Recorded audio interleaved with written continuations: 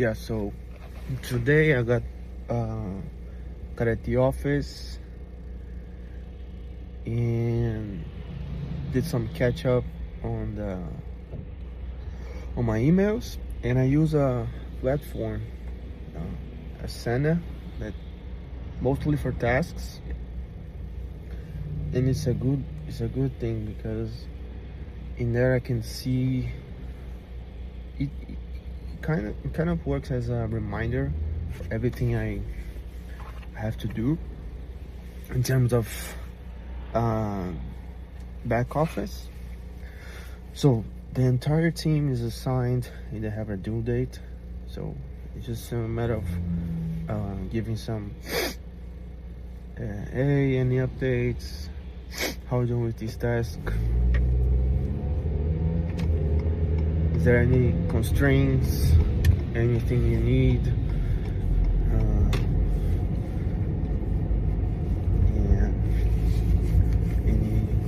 and it's linked to their email, so they always receive a notification if it's they receive a comment, if the task is closed or open.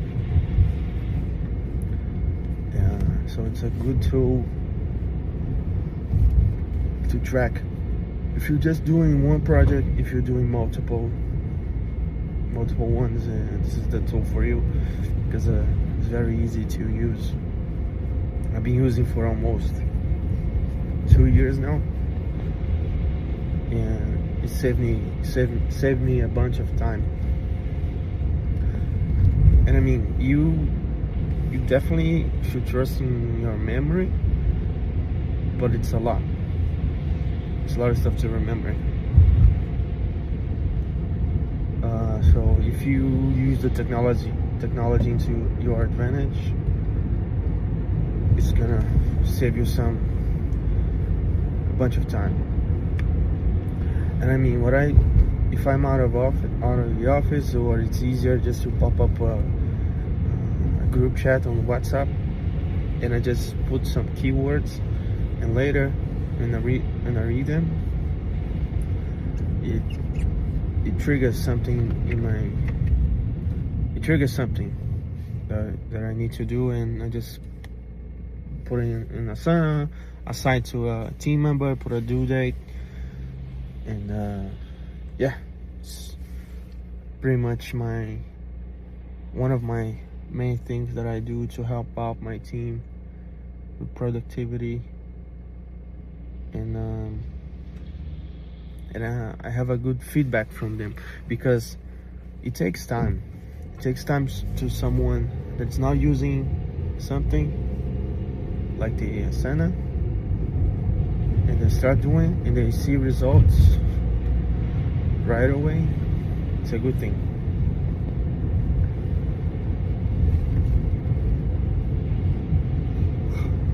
Excuse me. So I try to talk with my team and come up with new ideas for them to use. Some use better than the others. I get all the notifications, so I know who's more used to the platform, who uses more, who uses less. But I try to at least 15 to 30 minutes daily. I think it's a good amount of time just to, in general, go over your tasks and do some follow-ups. I think that's beneficial, because most of PM's work is depends on others, and doing that every day, it triggers your brain to, constantly remind yourself of the tasks, the old ones, the ones that are delayed or not. It's beneficial, very beneficial, and it's a good thing. It tracks everything. When you created the task, who created the task, who changed, because I can assign to someone a task by tomorrow, and they can change for in 2 days, the day after tomorrow. You're gonna see the tracking in the bottom, and yeah. If they are delaying the test, they should have a reason. I mean, I know there's some other priorities, and I always ask them before delaying a task. One time, it's kind of like okay, but the second time, just if anything urgent, more urgent came up. But most of the time, if you're delaying once, you should put a firm date for you to finish. Don't just delay for the sake of delaying the task, because if you're delaying the task is not a priority for you, or it's not even supposed to be done. Why is in there anyways? So all the tests that I put in there have their importance, and yeah. And also we can create dashboards in there. I mean, if you want to see resources allocation, it gives you a dashboard, and it's gonna show you a summary of all the data. As much as you want to put in there, it gives you dashboards, it gives you some charts.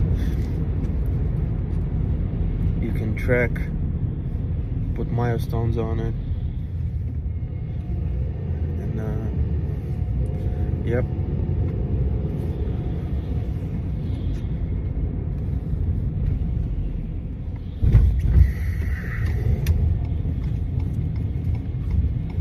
And also on this dashboard, we have a summary of all the projects that we did.